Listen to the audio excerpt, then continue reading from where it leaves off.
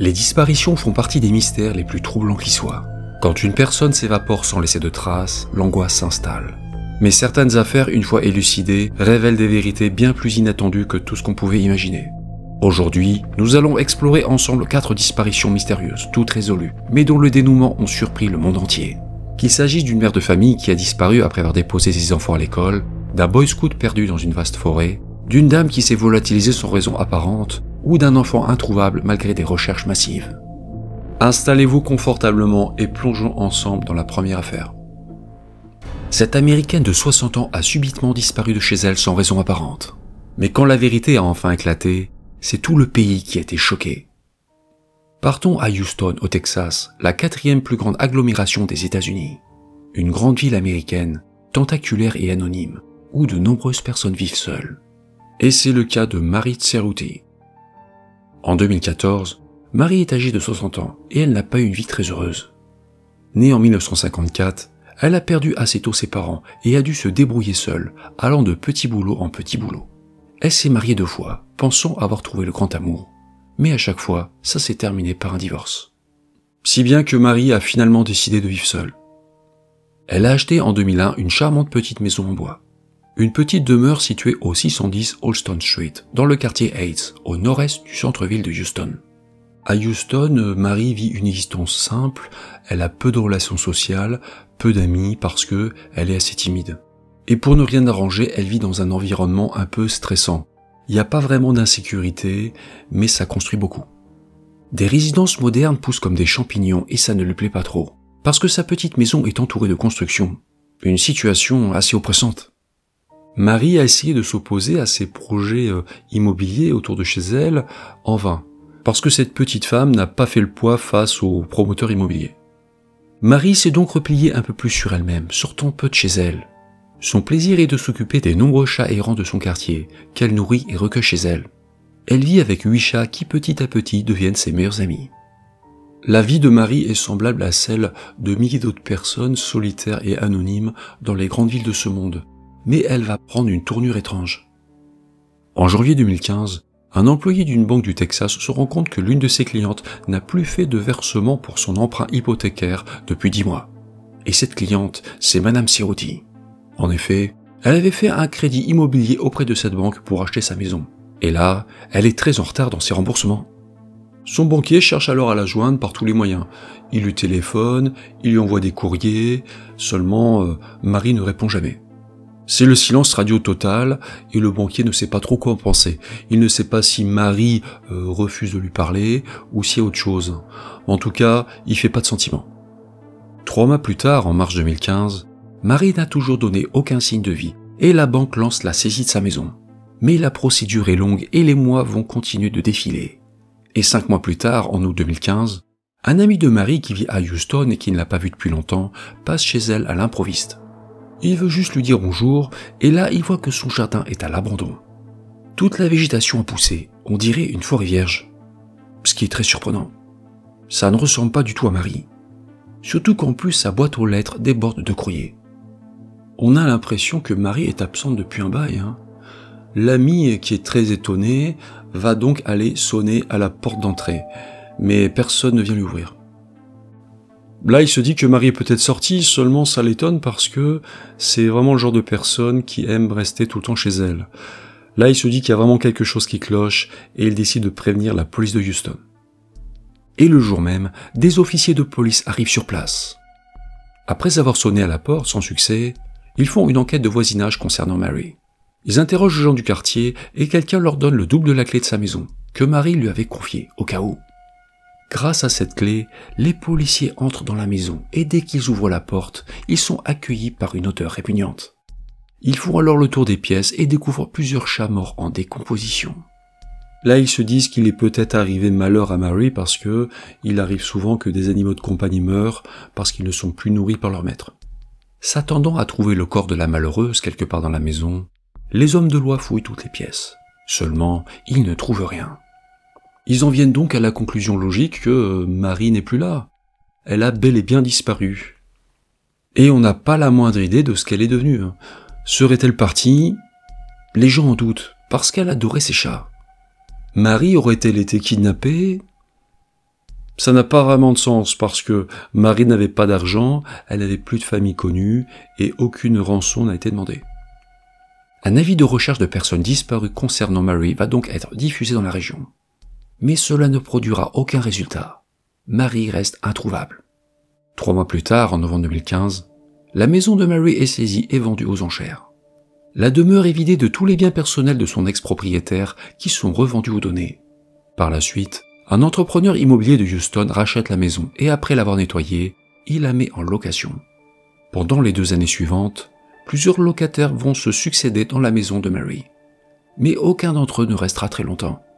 En mars 2017, la propriété est de nouveau mise en location et un jeune couple marié est justement intéressé pour la visiter. Ils la visitent et ils sont vraiment enchantés par l'endroit et donc ils demandent à pouvoir devenir les nouveaux locataires. Et le deal se fait. Ils signent un bail de location de plusieurs années. Et très peu de temps avant d'emménager, le mari retourne seul dans la maison pour estimer leurs besoins en termes de mobilier, ce genre de choses. Il commence donc par visiter toutes les pièces du rez-de-chaussée et avant de repartir, il veut jeter un œil au grenier pour évaluer l'espace de rangement. Car c'est quasiment une maison de plein pied, il n'y a pas d'étage. Juste un grenier sous la toiture auquel on accède par une échelle escamotable. Après avoir repéré la trappe au plafond, le gars l'ouvre et déplie l'escalier. Le genre d'escalier qu'on trouve dans les maisons anciennes. Donc là, l'homme monte dans le grenier, qui n'est pas très bien éclairé, et il regarde. Il regarde et il voit qu'il y a des objets qui traînent par terre, comme d'anciennes cages pour animaux.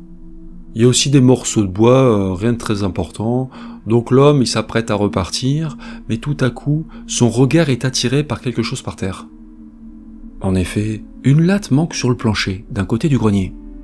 L'homme se dit alors qu'il va falloir qu'il répare ça, donc il va voir de plus près. Il s'accroupit près du trou et regarde dedans, seulement il voit rien parce que c'est tout noir. Il allume alors la lampe de son téléphone et dirige la lumière dans le trou. En fait, c'est un espace entre 2 murs du rez-de-chaussée en bas. Il est clair et là, il a des frissons parce que il a vraiment l'impression de voir un crâne humain. L'homme prévient évidemment tout de suite les forces de l'ordre qui viennent sur place et cassent une cloison au rez-de-chaussée. Et derrière cette cloison, ils mettent à jour un crâne et des ossements. Des restes qui seront formellement identifiés grâce à l'ADN comme étant ceux de la femme que la police de Houston recherche depuis 2 ans. Mary Cerruti. Les autorités ont enfin retrouvé la propriétaire de cette maison qui s'est retrouvée malheureusement emmurée chez elle. Elle a connu vraiment une fin horrible. Et on ramasse aussi certaines de ses affaires, comme des vêtements complètement pourris, une paire de sneakers New Balance en mauvais état et des lunettes rouges similaires à celles qu'elle portait à l'époque. D'autres photos de son crâne, de ses restes, ont été prises par la police, mais je ne peux malheureusement pas vous les montrer dans cette vidéo parce que le Tube déteste ça. Par contre, je les mettrai sur mon compte X Twitter, donc si vous avez la possibilité d'aller jeter un œil, allez-y. Même si on ne sait pas ce qui lui est arrivé exactement, on pense que début 2015, au moment de sa disparition, Mary Cerruti serait montée dans son grenier où ses chats aimaient peut-être prendre le soleil, parce qu'il y avait une grande fenêtre là-haut.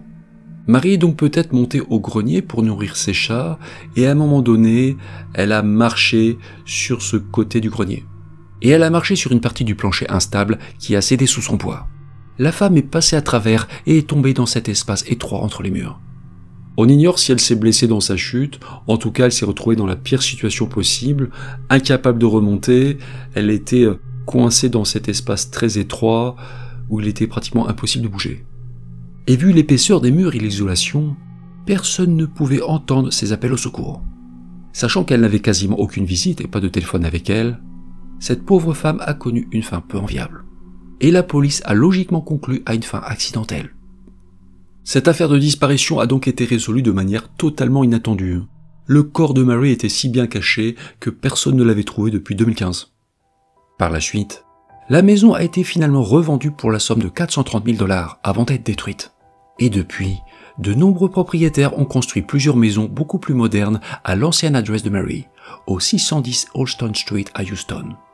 Et l'endroit est maintenant méconnaissable. Totalement imprévisible, la fin de cette histoire est vraiment triste, mais elle a au moins le mérite d'avoir fait toute la lumière sur la disparition de Mary Cerruti, une pauvre femme qui a connu un destin terrible. L'affaire suivante, qui nous emmène cette fois au cœur de la nature sauvage américaine, est beaucoup moins dramatique, mais sa fin n'en est pas moins incroyable. Quand ce jeune scout a disparu dans un vaste parc national, Des recherches ont aussitôt été lancées. Mais personne n'aurait pu imaginer la fin de cette histoire. Situé dans le nord-ouest de l'État du Wyoming aux USA, le parc national de Yellowstone est célèbre pour sa nature exubérante, ses geysers impressionnants et sa faune sauvage. Chaque année, environ 3 millions de personnes viennent le visiter, ce qui en fait l'un des parcs nationaux les plus populaires des États-Unis. Et en juillet 2001, il est survenu là-bas une affaire de disparition très surprenante. Le 9 juillet 2001, par une belle journée d'été, un groupe de Boy Scouts fait une sortie de camping dans le parc de Yellowstone. Accompagné par quelques adultes, le groupe s'installe sur l'un des terrains de camping les plus isolés du parc. En fait, ça n'a rien à voir avec les campings 3 étoiles qu'on peut trouver par exemple en France, avec animation, piscine, etc. C'est pas vraiment camping paradis. Ce sont juste des emplacements où vous pouvez planter votre tente, et souvent il y a un foyer où vous pouvez faire du feu. Mais bon, il n'y a pas de douche, pas d'électricité. Il faut dire qu'on est vraiment au fin fond des bois, on est dans une zone vraiment très reculée du parc. Pendant que les jeunes montent leur tente, l'un des scouts de 13 ans nommé Cody Clawson décide de retourner chercher seul d'autres affaires dans le pick-up de son père, garé à quelques kilomètres de là. Il prévient donc les autres qu'il part et il quitte seul le campement sur le sentier qu'ils ont pris pour venir à l'aller. 20 minutes plus tard, le jeune rejoint le pick-up de son père où il récupère un sac de fournitures, puis il repart en sens inverse sur le sentier. Pendant qu'il marche pour revenir au campement, Cody admire la nature autour de lui. Il faut dire que Yellowstone est un lieu exceptionnel à ce niveau-là. Et l'esprit du jeune vagabonde. Il cherche une bonne histoire à raconter le soir même autour du feu de camp, une tradition chez les scouts. Mais à un moment donné, il se rend compte que quelque chose ne va pas, parce que ça fait plus de 20 minutes qu'il marche, il n'est toujours pas revenu au campement. Donc il s'arrête, il revient sur ses pas, et là il découvre un peu avec angoisse qu'en fait, il a quitté le sentier principal, et il marche maintenant dans les sous-bois. Essayant de garder son calme, Cody tente de retrouver son chemin, seulement c'est impossible. L'ado ne sait plus du tout où il est. Il est complètement perdu dans cette partie du parc national qui est assez peu fréquentée. Il n'a croisé personne depuis qu'il a quitté le campement. Essayant de garder son calme, Cody accélère le pas, et il appelle à l'aide. Il appelle au cas où il y aurait des gens autour, seulement personne ne lui répond, et il se rend compte qu'il est complètement seul. En forêt, l'obscurité arrive souvent vite le soir, et à la nuit tombée, l'ado est toujours seul, perdu dans les bois. Là, il se dit alors qu'il n'a pas le choix, il va être obligé de dormir à la belle étoile. Et il regarde quand même dans le sac de fourniture qu'il avait amené avec lui. Et là, à l'intérieur, il se rend compte qu'il n'y a ni tente, ni eau, ni nourriture. Il n'y a rien qui pourrait lui servir. Mais c'est pas fini parce que, comme dans la loi de Murphy, tout ce qui peut mal se passer se passe mal, parce que la météo commence à méchamment se dégrader. Un violent orage éclate. Des éclairs déchirent le ciel, le vent souffle, et quand cette situation vous arrive en pleine forêt, c'est l'apocalypse.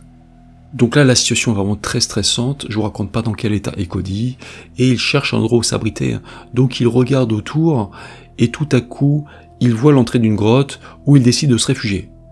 Ce qui est quand même risqué à Yellowstone, car le parc national abrite de nombreux animaux sauvages, comme des grizzlies, des cougars et des loups gris. Et n'importe quelle bête peut se trouver dans cette grotte. Mais Cody n'a pas trop le choix. Il risque de se faire foudroyer s'il reste dehors, donc il se réfugie dans cette grotte.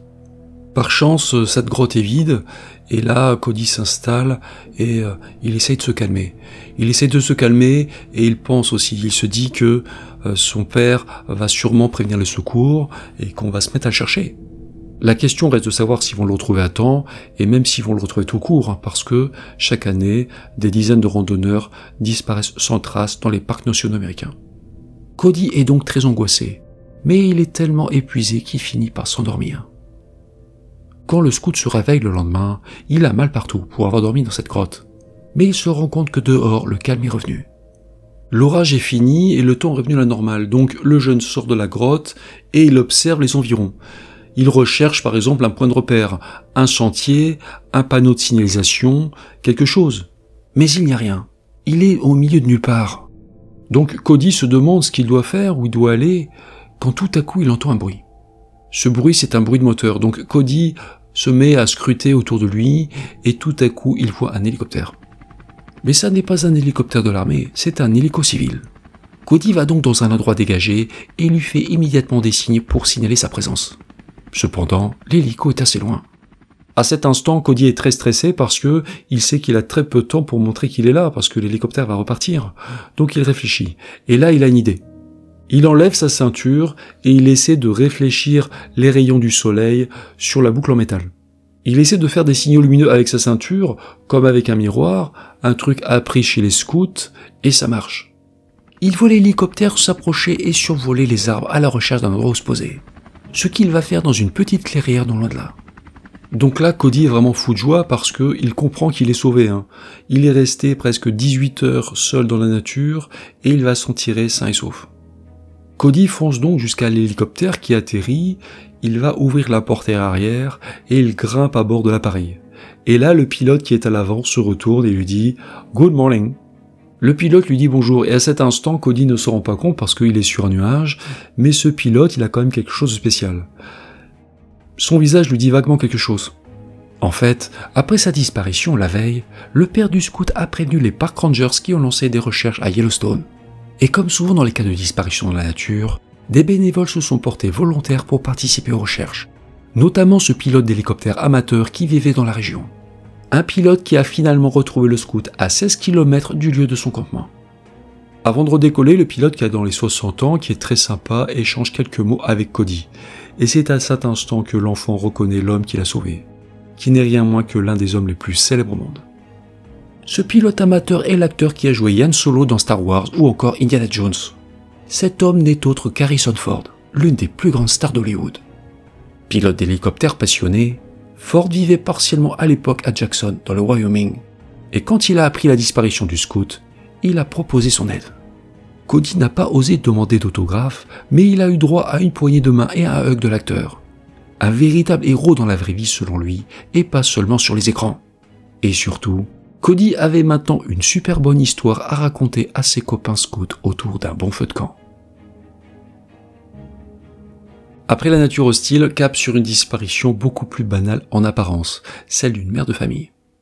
Mais il faut se méfier des apparences. Une mère de 43 ans dépose ses enfants à l'école comme chaque matin. Seulement, elle ne rentrera pas chez elle. Aucun indice, aucun signe de vie. Mais ce mystère va révéler un dénouement que personne n'aurait pu prévoir. Cette histoire vraie démarre en 2002, en Pennsylvanie, un état du nord-est des États-Unis. Plus précisément à Lititz, une petite localité de 9000 habitants dans le comté de Lancaster, à une centaine de kilomètres de Philadelphie. Loin de l'agitation des grandes villes, Lititz est une bourgade rurale paisible où vivent Lee et Brenda Heist et leurs 2 enfants, une fille et un garçon nommés Morgan et Lee Jr., âgés respectivement de 12 et 8 ans. Dans sa 43e année, Brenda travaille comme comptable chez un concessionnaire local. Et même si elle et son mari envoient l'image d'un couple uni, la réalité est tout autre. En fait, l'amour entre Brenda et Lee est parti, et le couple est en instance de divorce à l'amiable. Mais comme souvent, les époux Heist veulent quand même sauver les apparences, avant tout pour les enfants, afin que tout se passe en douceur. Et même si Brenda et Lee projettent de refaire leur vie chacun de leur côté, ils essayent de vivre la vie la plus normale possible jusqu'à ce que leur divorce soit prononcé. Mais lors d'une journée a priori ordinaire de février 2002, l'impensable va se produire. Le 8 février 2002, la journée démarre de manière pourtant ordinaire pour la famille Heist. Lee part au boulot tôt le matin, et en ce qui concerne Brenda, elle ne travaille pas ce vendredi. Et comme d'habitude, elle s'active à la maison. Ce matin-là, elle démarre notamment une lessive et met de la viande à décongeler en prévision du dîner du soir. Puis elle emmène ensuite ses enfants en voiture à l'école. Elle les embrasse avant de les déposer devant l'entrée de l'établissement, puis repart. Mais quand vient le soir, son époux et ses enfants sont surpris de ne pas la voir à la maison. La demeure est vide. Pensant qu'elle a été retenue au travail, il l'appelle sur son téléphone portable. Seulement, Brenda ne répond pas. Sachant qu'il n'est pas dans ses habitudes d'être absente sans prévenir, le mari de Brenda contacte la police locale pour signaler sa disparition. Les forces de l'ordre lancent sans tarder d'importantes recherches pour tenter de retrouver Madame Heist. En vain. Mais 4 jours plus tard, une avancée est faite dans l'enquête. La voiture de Brenda est retrouvée vide sur un parking dans une ville proche de Lititz. Ce qui n'a rien de rassurant, et la police se demande si la femme n'aurait pas été kidnappée après avoir déposé ses enfants à l'école. Mais c'est l'incertitude qui domine parce que aucune demande de rançon ne sera faite. Par la suite, les jours vont défiler sans qu'on ait aucune nouvelle de Brenda, et les enquêteurs vont commencer à se dire qu'elle a peut-être été assassinée. L'enquête pour disparition inquiétante prend alors une tournure criminelle, et comme dans le cas des disparitions de femmes mariées, les soupçons se portent naturellement sur le mari. Car une grande partie des crimes se passent malheureusement en famille. Les Heist étaient en instant de divorce et ils avaient souscrit une assurance vie. En cas de décès d'un des deux époux, le contrat était automatiquement cédé à l'autre survivant. En d'autres termes, M. Heist avait potentiellement un mobile pour se débarrasser de sa femme. Comme souvent dans ce type d'affaires, des voyants, charlatans et autres personnes en quête d'attention inondent la police de fausses pistes. Mais les enquêteurs des homicides se concentrent eux sur Lee Heist, qui est devenu leur principal suspect. Pour le mari de Brenda, c'est le début d'une véritable descente aux enfers. Licencié par son employeur, l'homme va connaître des difficultés financières et finalement même perdre sa maison. Ses relations avec ses enfants vont aussi en pâtir. Car comment vivre avec un père soupçonné de meurtre? Le calvaire de M. Heist va durer des années durant lesquelles on va le considérer comme un meurtrier potentiel. Mais l'homme sera au final innocenté après une série de tests polygraphiques. Il faut dire aussi que la police n'avait pas le début de commencement d'une preuve contre lui et que M. Heist travaillait le jour de la disparition de sa femme. Par conséquent, il a été blanchi de tout soupçon. Mais le mystère de la disparition de Brenda Heist reste entier. Et en 2008, le dossier est traité comme une affaire de meurtre non résolue. 2 ans plus tard, en 2010, M. Heist, qui a refait sa vie, dépose une requête auprès du tribunal du comté de Lancaster pour faire déclarer sa femme légalement décédée. Brenda étant officiellement déclarée disparue et possiblement décédée, M. Heist peut maintenant épouser une autre femme, ce qu'il fait. Et il récupère au passage l'assurance vie concernant son ex-épouse. Par la suite, les années vont s'écouler et beaucoup de monde vont commencer à oublier Brenda Heist. Ses propres enfants, Lee Jr. et sa fille Morgan, ont bien grandi. Morgan est maintenant étudiante. Cette affaire de disparition dramatique ressemble jusqu'ici à de nombreuses autres affaires analogues. Car les chiffres officiels sont affolants. 600 000 personnes, dont 60% d'adultes, sont déclarées disparues chaque année. Beaucoup de ces personnes sont retrouvées heureusement, cependant, des dizaines de milliers d'affaires ne sont elles jamais élucidées. Mais pas dans le cas de Brenda Heist parce que, en 2013, plus de 11 ans après sa disparition, un coup de théâtre complètement inattendu va survenir. Ce jour-là, une femme débraillée de 54 ans se rend au bureau du shérif du comté de Monroe.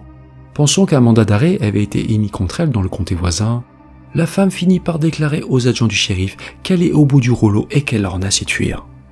Les policiers veulent en savoir plus, ils lui posent des questions, et là la femme leur avoue qu'elle a abandonné sa famille 11 ans plus tôt en Pennsylvanie. Parce que cette femme méconnaissable n'est autre que Brenda Heist. La femme que tout le monde pensait morte est finalement vivante. Un test ADN va formellement identifier son identité. Et on va en apprendre plus sur ce qui lui est arrivé. Après avoir déposé ses enfants à l'école le 8 février 2002, le jour de sa disparition, Brenda, qui préparait son divorce, avait fait une demande pour toucher une aide gouvernementale dans l'optique d'emménager dans un nouvel appartement. Mais sa demande avait été refusée. Comme elle pensait que ses finances ne lui permettraient pas de refaire sa vie et qu'elle avait peur de devenir un fardeau pour ses proches, elle est allée s'asseoir dans un jardin public pour pleurer afin de se libérer de ses émotions. Brenda était en larmes lorsque 3 inconnus, 2 hommes et une femme, l'auraient alors abordé et invité à faire du stop avec eux jusqu'à Key Largo, en Floride, où il vivait. Et sur un coup de tête, Brenda aurait accepté de les suivre. Elle aurait laissé sa voiture sur le parking et elle aurait abandonné toute sa famille, elle aurait laissé toute sa vie derrière elle et serait partie à plus de 1800 km de là, en Floride. Les 2 premières années, Brenda aurait vécu comme une clocharde à Key Largo, en Floride, vivant sous les ponts et mangeant dans les poubelles des restaurants. Par la suite, elle aurait emménagé dans une caravane avec un homme rencontré dans la rue. Et pendant 7 ans, le couple aurait vécu ensemble, effectuant des petits boulots comme du nettoyage de bateaux à la marina. Mais en 2011, le couple se serait séparé et Brenda se serait de nouveau retrouvée à la rue. Et à cette période, elle aurait carrément franchi la ligne jaune. Brenda aurait volé et falsifié le permis de conduire d'une autre femme nommée Kelsey Smith, une femme chez qui elle avait travaillé auparavant comme femme de ménage. Brenda a donc usurpé son identité et elle a trouvé un autre emploi de femme de ménage à domicile pour une famille de Tampa Bay. Et ayant sympathisé avec cette famille, Brenda leur aurait notamment dit qu'elle n'avait jamais eu d'enfant.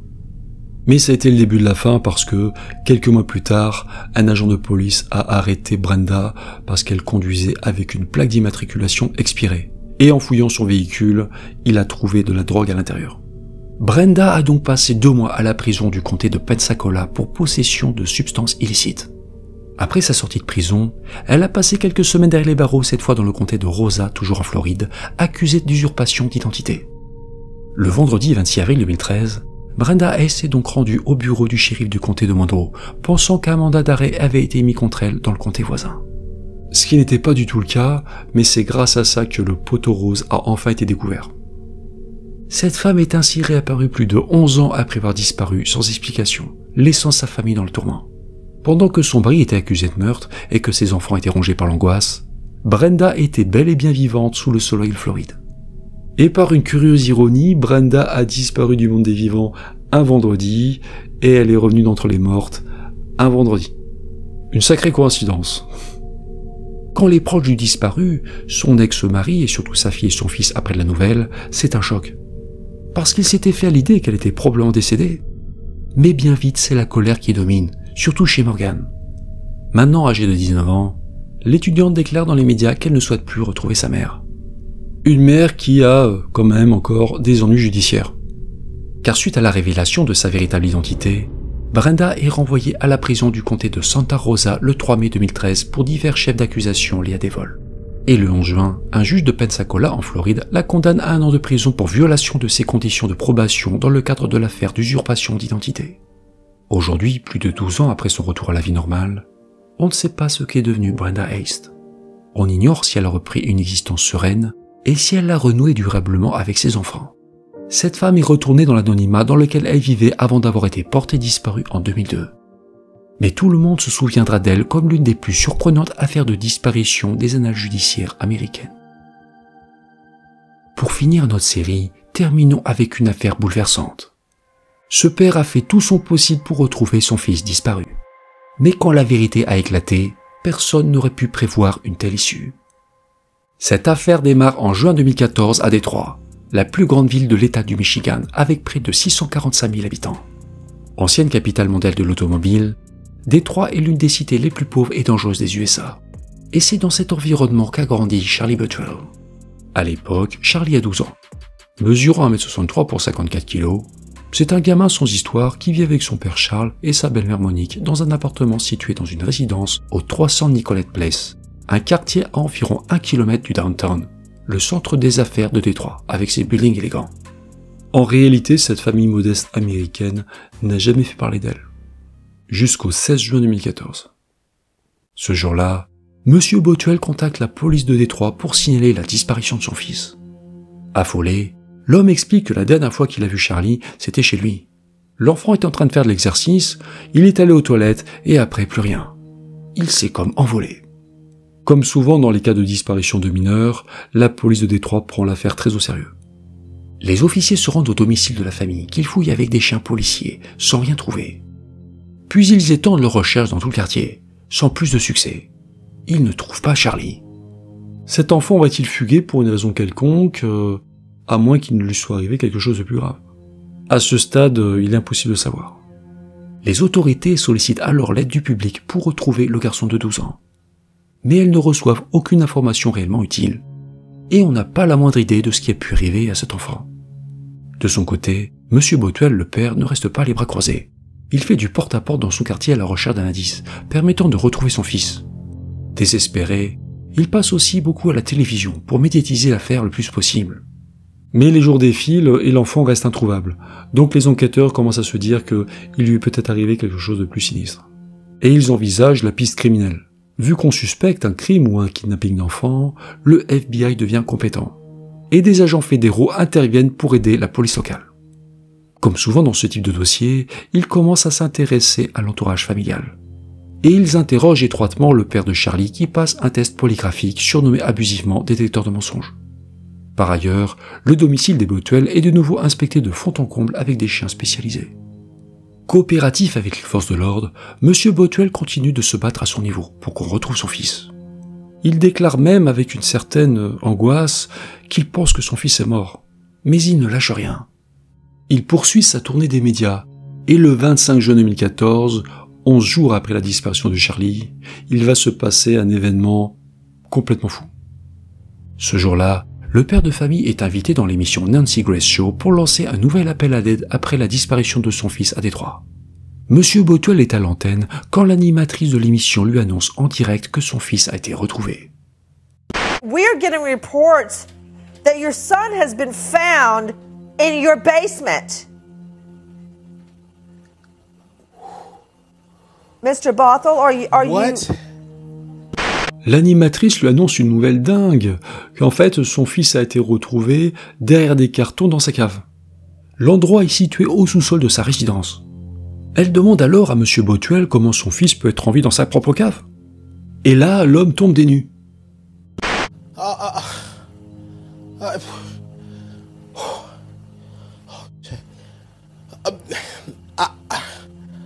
I have no idea.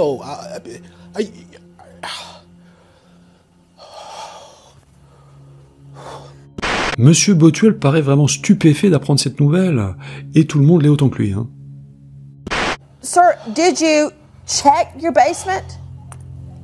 I checked my basement, the FBI checked my basement, the Detroit police checked my basement, my wife checked my basement. Après sa découverte, Charlie est bien sûr conduit dans un hôpital de Détroit où il reçoit des soins médicaux. Et bien qu'il soit un peu amaigri, le garçon est en bonne santé. Reste à savoir ce qu'il faisait dans cette cave. Par la suite, on va en apprendre plus sur les circonstances de cette étrange disparition. Charlie va expliquer qu'en fait, c'est sa propre belle-mère, Monique Dillard Bothwell, qui l'a mis dans cette cave. Elle l'a envoyé dans cette pièce parce qu'il avait menti et interrompu son programme obligatoire, qui comprenait des centaines d'abdominaux, de pompes et de sauts 2 fois par jour. Apparemment, les parents de Charlie lui imposaient un programme intensif. On ne sait pas pourquoi. Peut-être qu'ils voulaient l'endurcir pour en faire un futur champion de boxe, j'en sais rien, c'est juste une spéculation de ma part. Mais il y a encore d'autres zones d'ombre dans cette affaire. Comme de savoir si Monsieur Bothwell était au courant que son fils était caché dans sa cave. Peut-être que non, parce que c'est la belle-mère de Charlie qui l'a mis de force dans cette cave. Et elle a dit ensuite à son mari que son fils avait disparu. Et c'est vrai que c'est Monsieur Bothwell qui a signalé la disparition de son fils à la police, donc s'il était vraiment au courant, ça n'avait aucun sens de faire une chose pareille.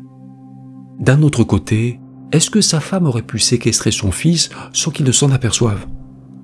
Et c'est vrai qu'en plus, la réaction du père dans l'émission pourrait peut-être paraître simulée, donc si vous avez une opinion, partagez-la dans les commentaires.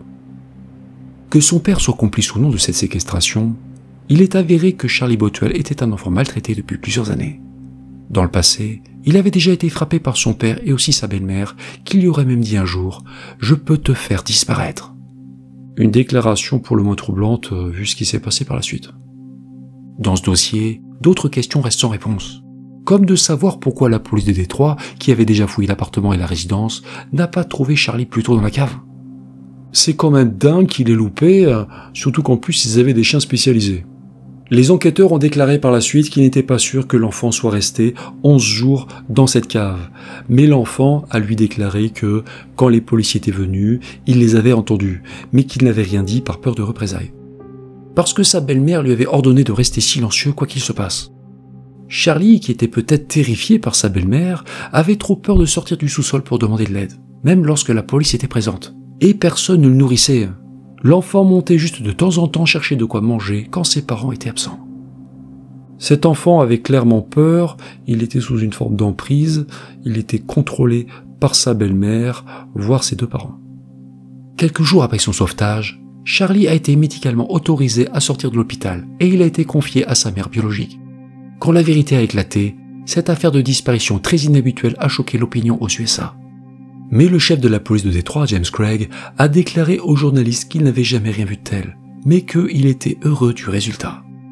En ce qui concerne les suites judiciaires de cette affaire, Charles Bothwell a plaidé coupable de délit de maltraitance d'enfants en janvier 2016, et il a été condamné à 18 mois de probation. Il lui a été désormais interdit d'avoir des contacts avec son fils Charlie. Quant à Monique Dillard Bothwell, elle a aussi dû répondre de ses actes devant la justice.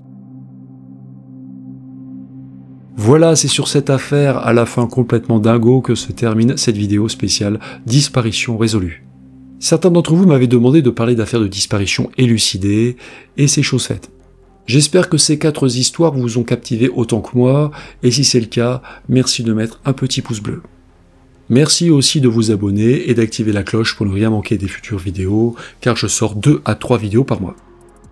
Votre soutien, quel qu'il soit, même par un simple commentaire ou partage, est essentiel pour continuer de faire vivre cette chaîne. Je tiens aussi à dire un grand merci à celles et à ceux qui soutiennent la chaîne sur Tipeee, c'est vraiment très appréciable. Grâce à vous, le matériel est renouvelé de manière plus fréquente. Je pense que depuis plusieurs années, la qualité de l'image et du son des vidéos a augmenté, et c'est en partie grâce à vous.